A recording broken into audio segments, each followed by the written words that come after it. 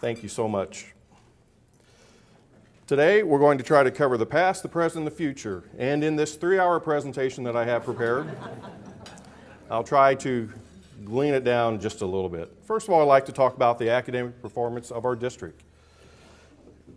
Adequate yearly progress. That's the federal accountability model that we must adhere to. And I'm pleased to inform you that for 2 consecutive years, the Evansville-Vandenberg School Corporation has obtained that lofty designation.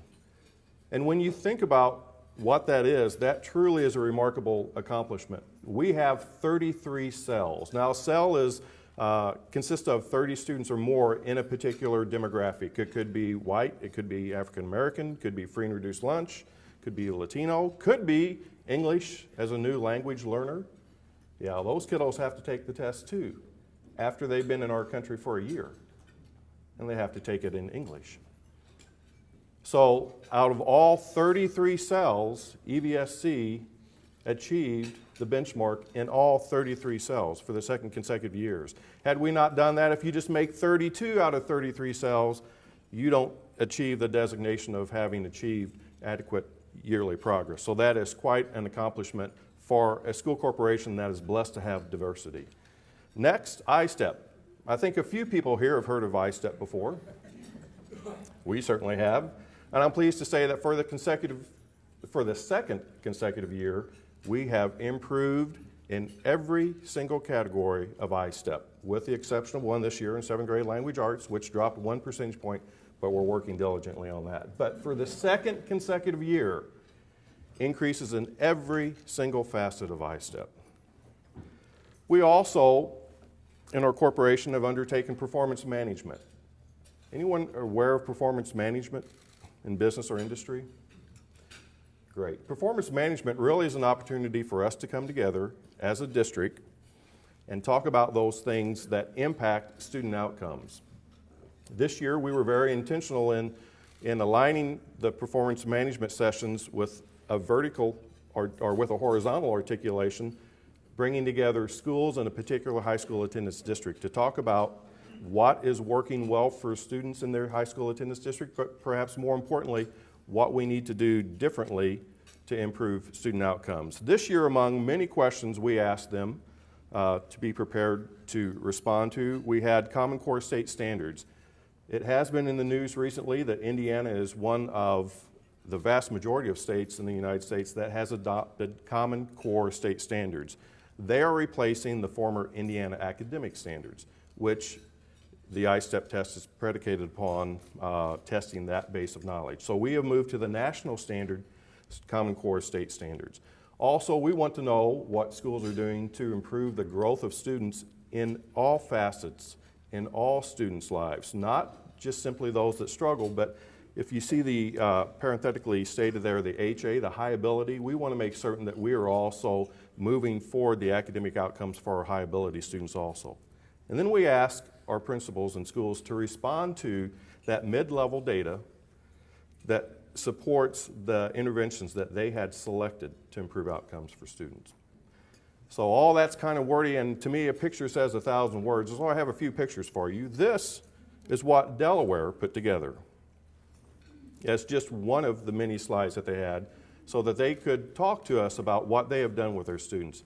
If I could have you focus on the bottom half of that slide with the pretty charts there.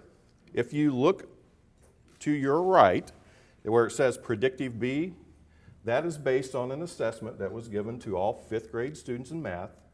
And that second test, that Predictive B assessment, generated the results out of 83 students that took that assessment, that 18.1 would pass I-STEP with a pass plus, 61.4 would pass the test, and 20.5 at that point in time on that predictive assessment would not pass I-STEP.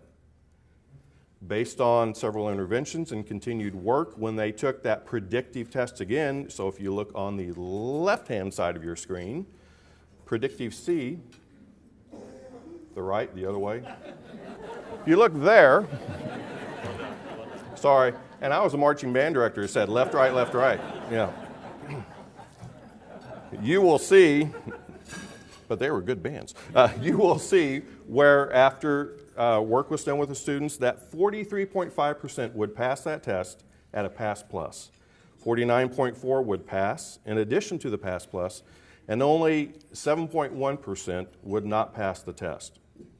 That's a Delaware elementary school who has a poverty percent of plus 90% students in poverty. And 93% of the students will pass that I-STEP based on this predictive assessment in math as fifth graders.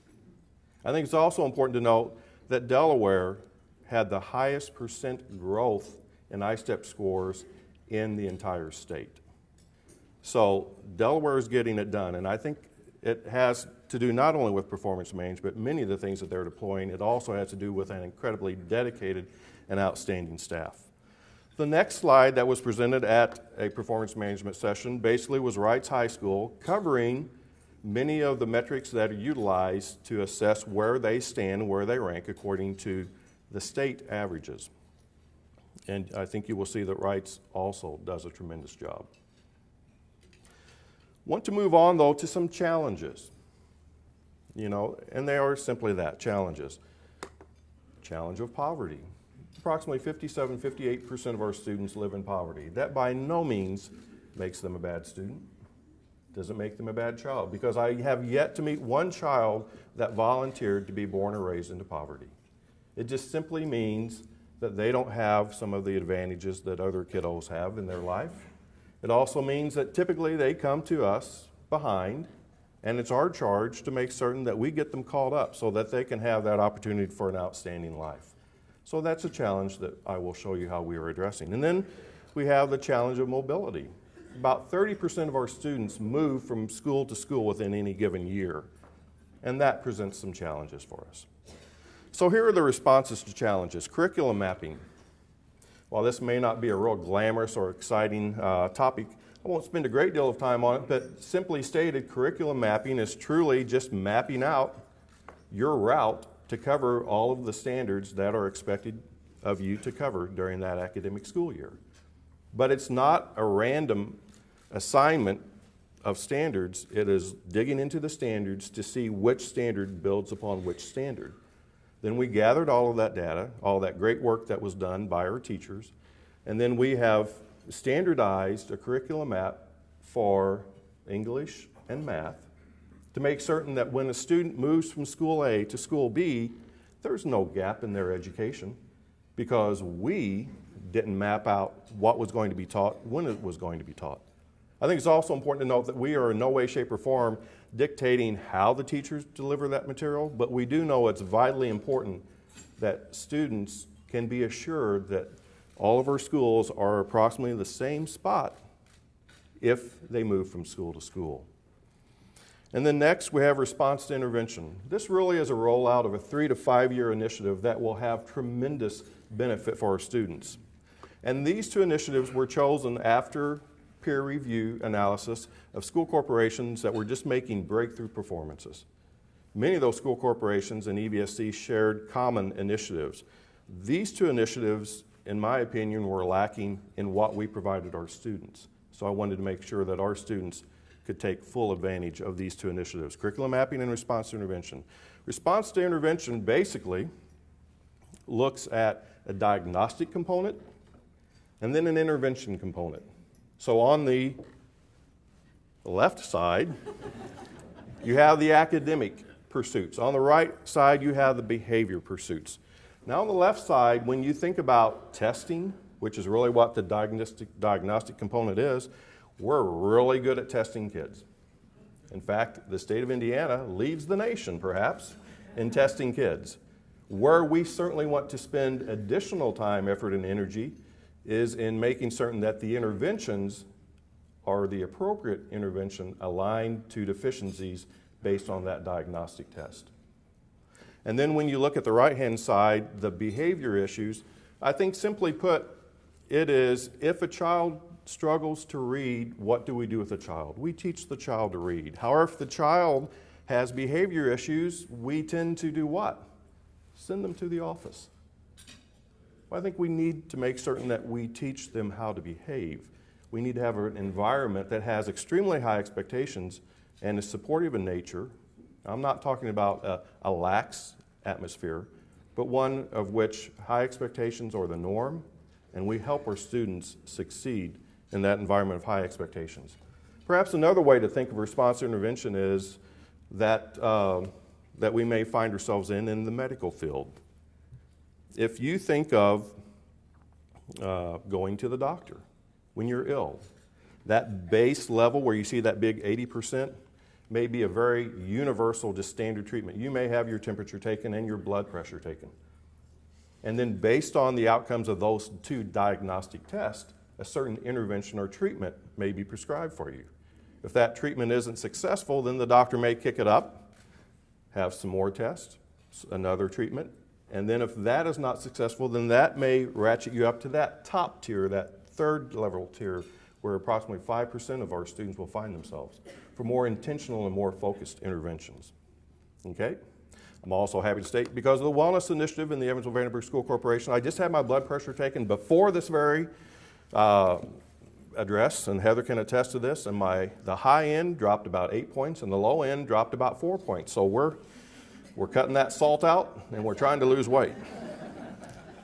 Now, this is a slide that you've seen before. If you want to focus on that top half, you will see that you have Tier 1 and Tier 2 interventions, and then that Tier 3 intervention. The Tier 1 and 2, once again, hits 80% and then 15%. So in other words, in the Tier 1 intervention, focused daily math review, based on the acuity, all those things, that is basically just the standard curriculum that will be delivered on a daily basis. Then if that is not successful for the students, then we have a higher level of intervention, more focused, more intentional.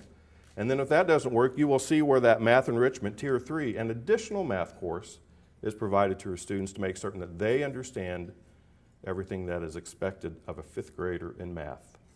Does that make sense? Now, here's a quandary we find ourselves in many times. This is the standard response intervention, the triangle with the broadest of support on the bottom, with a triangle, the tip going up. However, this is what we tend to do, and it's intentionally placed in black because, regrettably, Indiana is one of just a handful of states that does not invest in early childhood.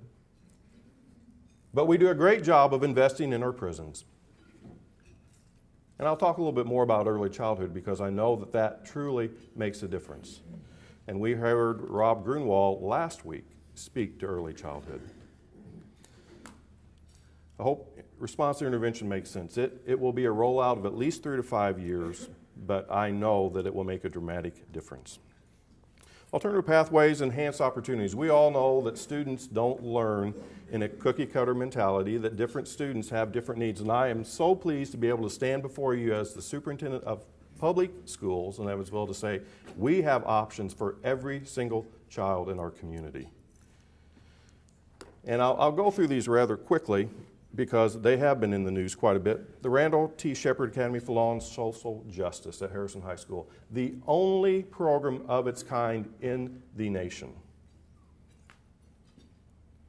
And this isn't something where Chief Justice Shepard is a hands-off, just lent his name to it only. He is actively involved. Our students actually got to go up to the chambers, hear oral arguments, and then were able to be invited into and went inside the chambers to have a conversation with the Chief Justices or with the Justices of the Indiana Supreme Court. And I'll be pleased in just a few minutes to share you the outcome of that. And Liz, Principal Harrison, raise your hand, oversees that program for us.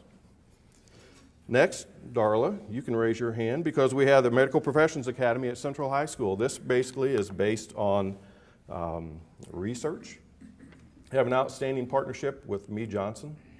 We also are blessed. Joy Barnett, you may recall that name, and if any of you attended one of the 5 commencements that USI had this weekend, you may have had the opportunity to hear Joy speak to graduating class.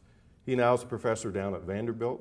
He's a Central grad, and he has been incredibly supportive of this program, and he is giving students opportunities that they can receive nowhere else.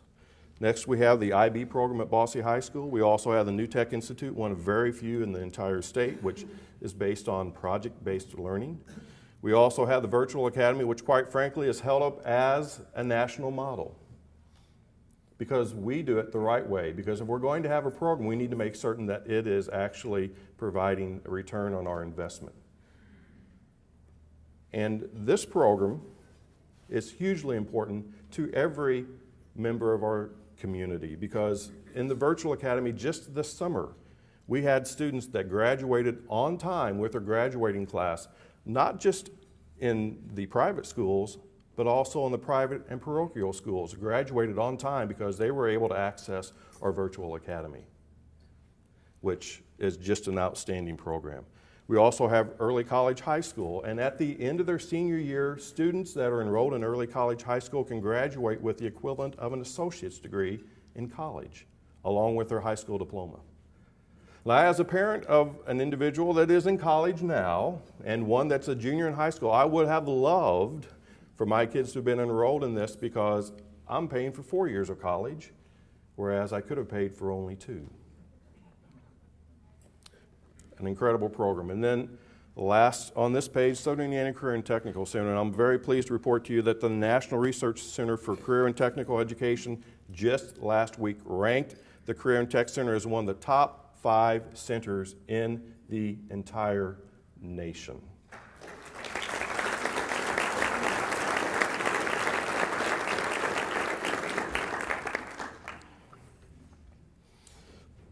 We also, continuing Helfrich Park STEM Academy, we're almost to the point where we're going to have to institute a lottery for individuals to go into Helfrich Park if they don't reside in Helfrich Park's district, because it is growing and growing and growing. And we have the Plaza Park International Prep Academy. We have No Excuses University at Fairlawn Elementary School, because we know it's critically important to plant that seed of expectation that you too can go to college early in their school life.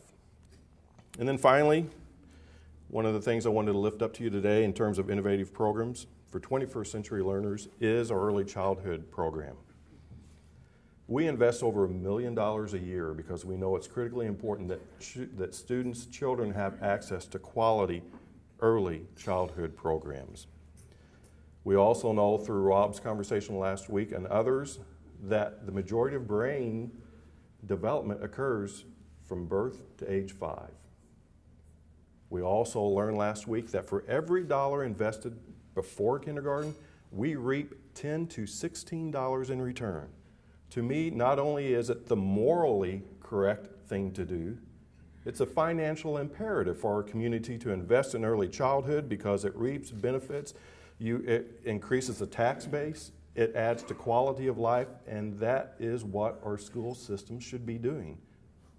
But I call upon you as outstanding members of our community, just as you supported full-day kindergarten a quarter of a century ago when Evansville led the state then, I'm asking for your assistance once again to help us lead this entire state by investing in our early childhood programs. We know it works. Thomas Yeh. If you look in your program, you'll see that we have embedded students in our program this year to an extent that we have not done in the past. Because quite frankly, I can come and speak to you, but I really want to put a face and a name with what it is we do. Here's a young man that, like many students, got online, researched the ACT, signed up for the ACT, and took the ACT. Did well on the ACT also, I should say. And you know, he did all this as a 5th grader. When he took the SAT, he took that at a time where he scored 1,600 out of 1,600. Now, there are a few things about Thomas that this picture does not adequately reflect, because it says class of 2014. I'm sorry to say that Thomas is not going to make it. He will not graduate in the class of 2014, because he's going to graduate this year as a 15-year-old. So he's going to have a problem when he goes to college next year. By the way, he's a National Merit Scholar, Presidential Scholar. Also, Pat, you will be happy to know this, he was awarded the Wells Scholarship to attend your beloved IU.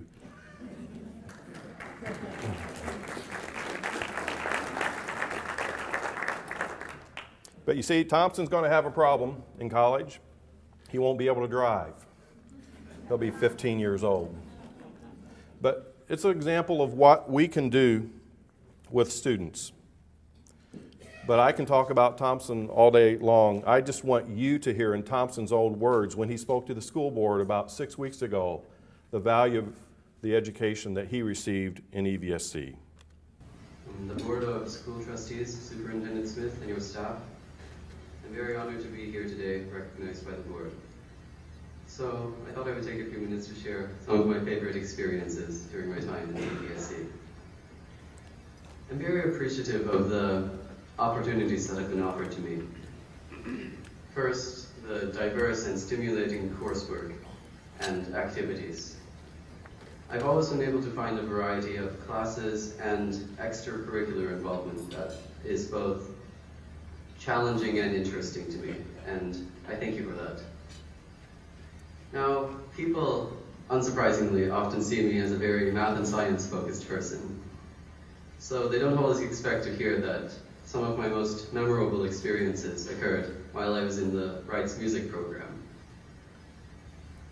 The choirs, the bands, and the percussion ensemble have provided me with some of my most valuable learning experiences, and there I formed some of my strongest friendships.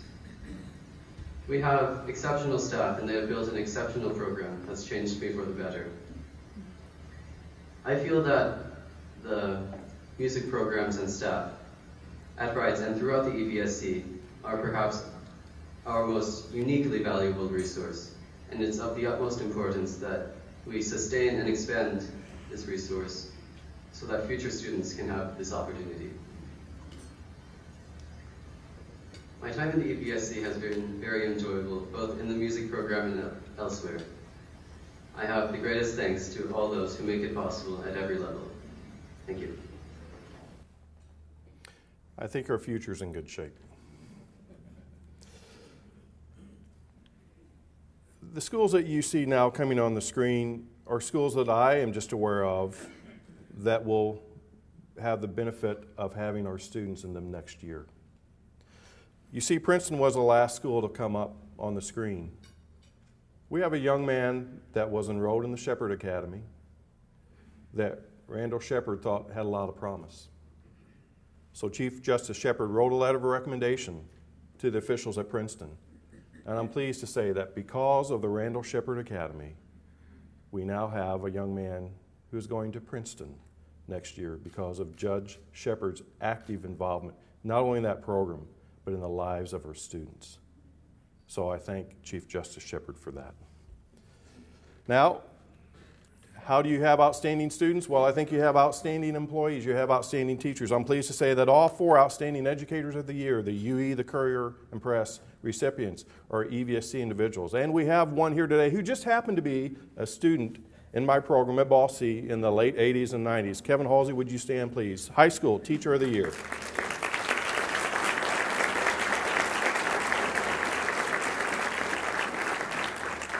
So that's within Vanderbilt County. On a regional basis, we have 2 Peabody Outstanding Educator Awards. Now, on the state level, we have Mr. Paul Neidig himself, who is the Administrator of the Year. Paul, would you stand, please? You'll see him stand, too.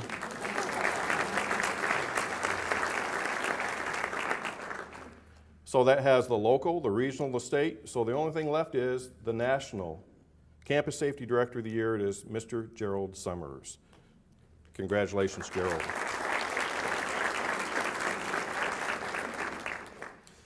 We also have some kids that struggle, and I will suggest to you that this is an area that we need to do a better job in because these students deserve our best effort.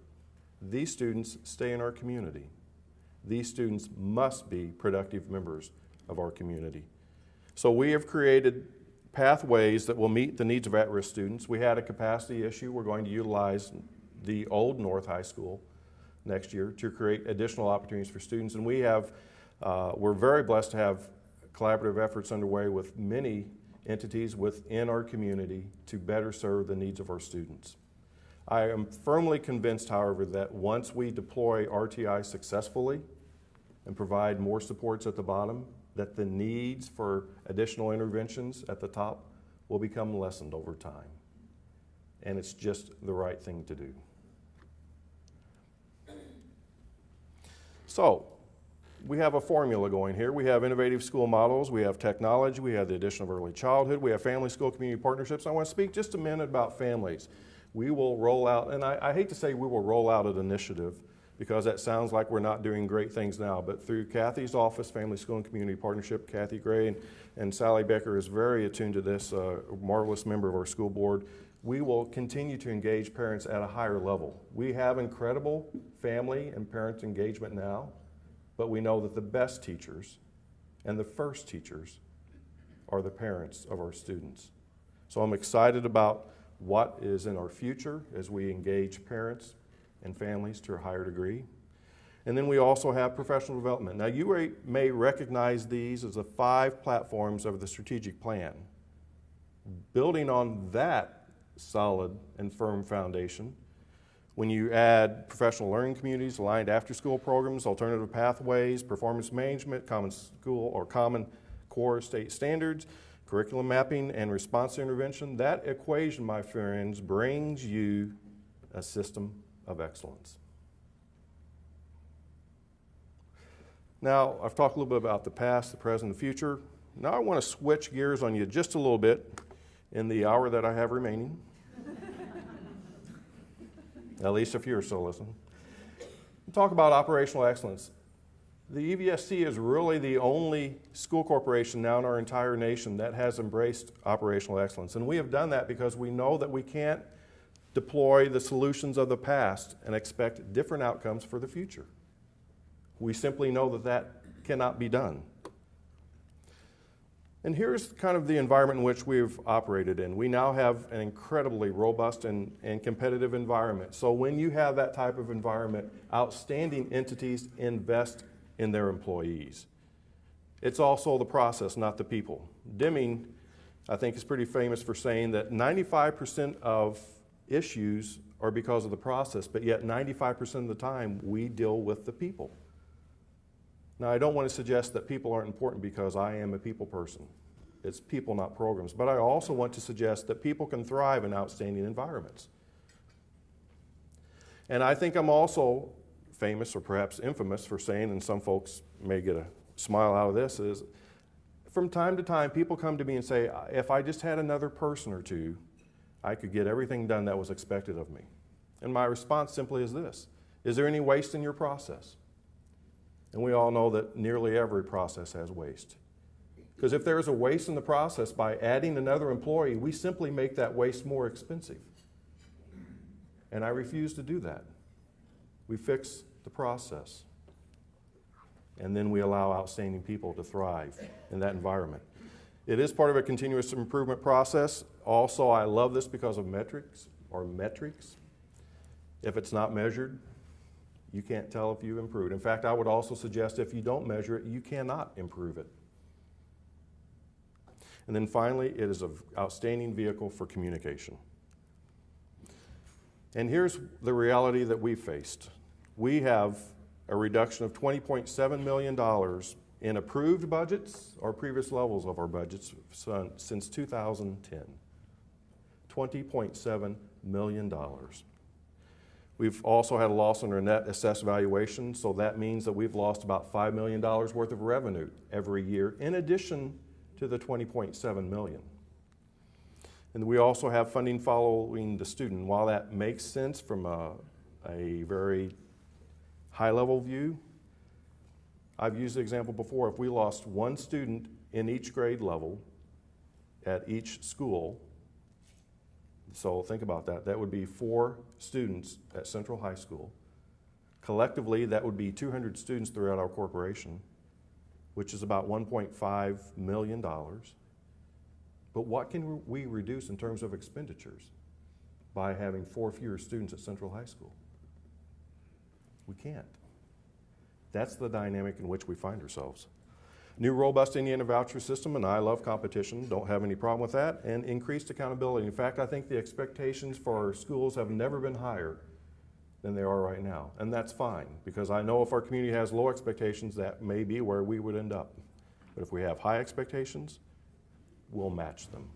will get there.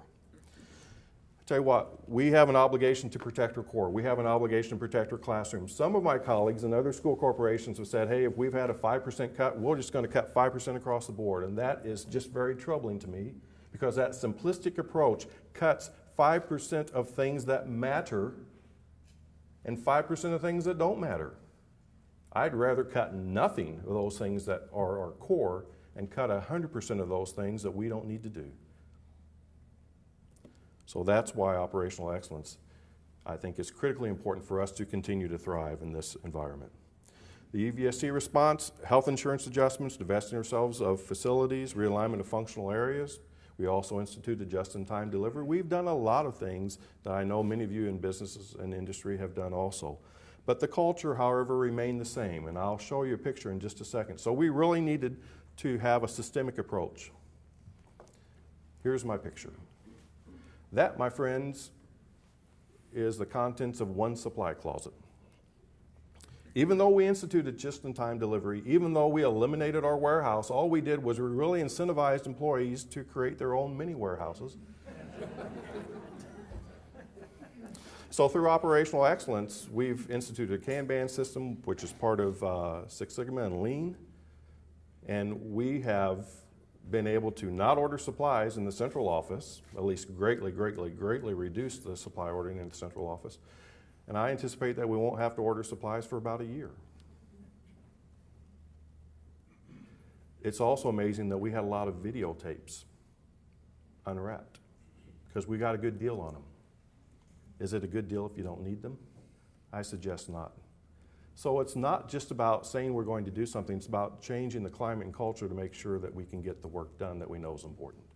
I want to give you an example of what we have been able to do, and I shouldn't say we. This is Rick Cameron. Rick, if you'd stand up, he's our Chief Operating Officer. He also was in charge of our Operational Excellence Initiative, and this was a project that Rick undertook with Operational Excellence, and we were talking yesterday, was it yesterday or last week? One day recently. We have 32 projects now where we're applying operational excellence principles to, Lean and Six Sigma. We have more than 40 facilities, 5.1 million square feet under roof, 830 acres of property, 48 maintenance employees, 166 custodial employees. And I tell you that just so that you know the scale of our operation. We serve 23,000 students. We have 3,400 employees. You put those two numbers together, we are the 33rd largest city in the state of Indiana. We do a lot.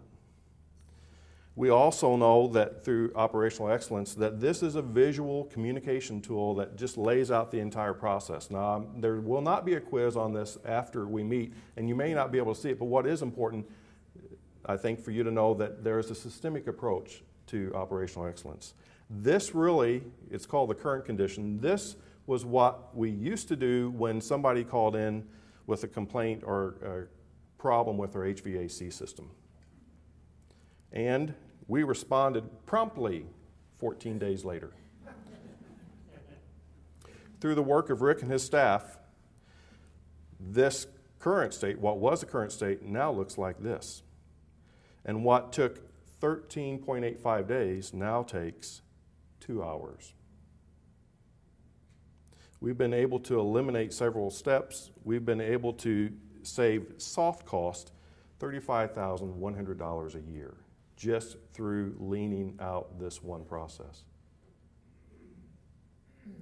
I think that's our obligation. Too often in the past we have said as public schools that business principles don't apply to us. They do. They do and more. I want you to have confidence in what we're doing to know that we are making certain that we spend every available dollar in our classroom. These are a few examples of what we've done with projects to date, and this is, I apologize, an old slide, but approaching now $500,000 in savings that will accrue on an annual basis. So, I truly thank you for the opportunity to speak to you today. I failed to mention my wife, my family, my best parents, my best teachers, were my parents. Unfortunately, my dad passed away in September. They were married 60 years. My mom could not be here today. But the brightest, incredible lady that I've ever had the pleasure of knowing. My wife is a tremendous blessing. My wife, she's a teacher.